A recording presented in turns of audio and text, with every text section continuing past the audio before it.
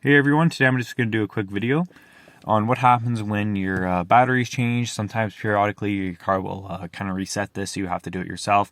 But basically, the windows do not work. So I reset the passenger rear window. You can hear it's working. The driver's one is working, but we need to recalibrate these switches. And the driver's one you will need to recalibrate as well to get the auto up and down to go. But you can see the passenger window does not in fact work. So we're going to start at the passenger window.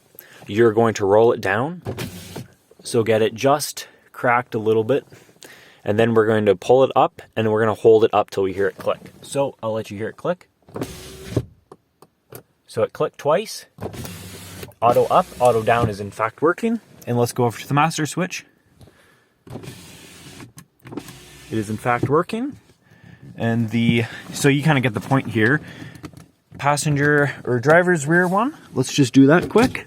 Down, hold up, hold, and it works now. And then basically you just want to do that for all your windows, including your driver's window. It clicked and we are good to go. So this is just kind of a standard procedure on most Mazdas, and quite a few different other manufacturers do this as well.